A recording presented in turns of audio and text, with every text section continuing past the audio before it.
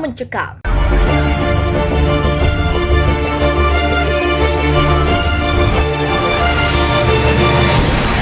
Kementerian Luar Negeri Indonesia atau Kemlu RI mengabarkan belum lama ini Menteri Luar Negeri Retno Marsudi melakukan percakapan melalui telepon dengan Menlu Rusia Sergei Lavrov. Kepala Biro Dukungan Strategis Pimpinan atau BDSP Kementerian Luar Negeri RI Ahmad Rizal Purnama mengatakan pembicaraan lewat telepon dilakukan pada Rabu 9 Februari 2022. Rizal mengatakan pembicaraan kedua Menlu terkait hubungan bilateral RI Rusia termasuk membicarakan perkembangan kondisi di kawasan. Kemarin pada Rabu, Bu Menlu berbicara dengan Menlu Rusia Lavrov, berbicara tentang hubungan bilateral kedua negara dan perkembangan di kawasan yang sama-sama kita ikuti, kata Rizal.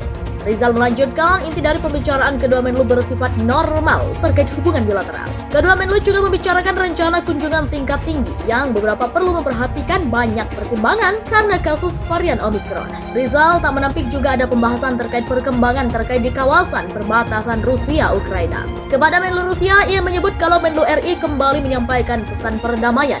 Indonesia berharap adanya negosiasi untuk dapat menyelesaikan permasalahan yang dihadapi kedua belah pihak. Kita tidak ingin melihat adanya disabilitas dimanapun itu, apalagi terjadinya konflik, kata Rizal. Kita sedang fokus menyelesaikan masalah pandemi dan pemulihan ekonomi.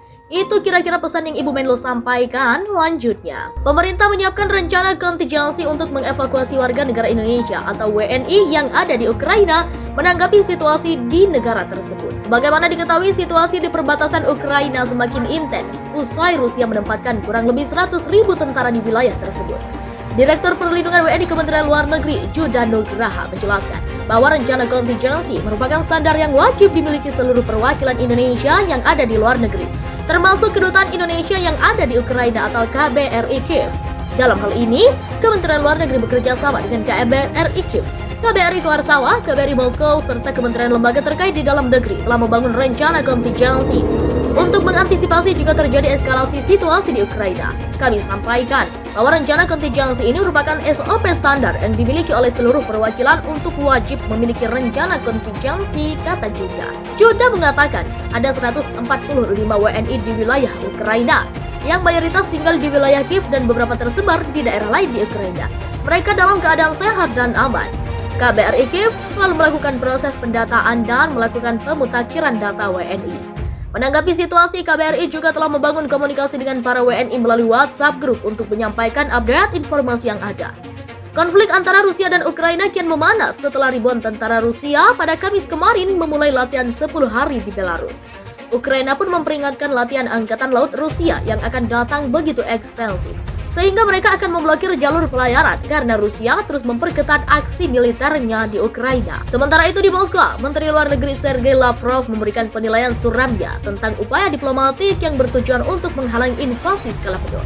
Ia menolak pembicaraannya dengan rekan Inggrisnya dan menyebutnya sebagai percakapan tentang orang bisu dengan orang tuli. Lavrov pun kembali menegaskan bahwa negara barat tidak secara serius menangani masalah Rusia yang paling mendesak. Dikutip dari laman The New York Times, Presiden Rusia Vladimir Putin sedikit lebih mendamaikan dengan mengatakan kepada wartawan pada Kamis kemarin bahwa negosiasi dengan Barat terus berlanjut atas tuntutan Rusia untuk membentuk kembali arsitektur keamanan Eropa Timur. Putin menekankan bahwa Rusia sedang mempersiapkan tanggapan tertulis bolak-balik dengan Amerika Serikat dan NATO. Tidak hanya itu, ia juga berencana untuk berbicara melalui telepon dalam beberapa hari mendatang dengan Presiden Prancis Emmanuel Macron. Namun tampaknya aktivitas militer Rusia yang intensif di utara, timur, dan selatan Ukraina memberikan nada yang tidak menyenangkan pada upaya perebutan diplomatik. Citra satelit yang dikumpulkan pada Rabu dan Kamis kemarin mengungkapkan pengerahan baru peralatan dan pasukan militer Rusia di Crimea, Rusia Barat, dan Belarusia. Presiden AS Joe Biden bahkan memperingatkan warga Amerika yang ada di Ukraina untuk segera meninggalkan negara itu. Dalam sebuah wawancara pada Kamis kemarin dengan NBC News, Biden mengaku tidak akan mengirimkan pasukan untuk menyelamatkan warganya yang tersisa jika terjadi invasi. Karena itu beresiko menimbulkan konflik secara langsung dengan pasukan Rusia. Akan terjadi perang dunia saat Amerika dan Rusia mulai menembak satu sama lain, kata Biden. Di Belarus yang merupakan tetangga utara Ukraina dan sekutu internasional terdekat Rusia, jet tempur Rusia meluncurkan patroli udara dan sistem pertahanan udara S-400 Rusia yang kuat turut dikerahkan di dekat perbatasan Ukraina. Kementerian Pertahanan Rusia mengatakan bahwa marinir negaranya yang biasanya berbasis di Siberia Timur yang berjarak lebih dari 2.500 mil jauhnya kini tengah berlatih perang. lalu dilepas pantai tenggara Ukraina di Laut Hitam dan Laut Azov. Rusia sedang bersiap untuk mengadakan latihan angkatan laut skala besar yang memicu protes dari Ukraina, karena aksi itu akan memblokir rute perdagangan penting.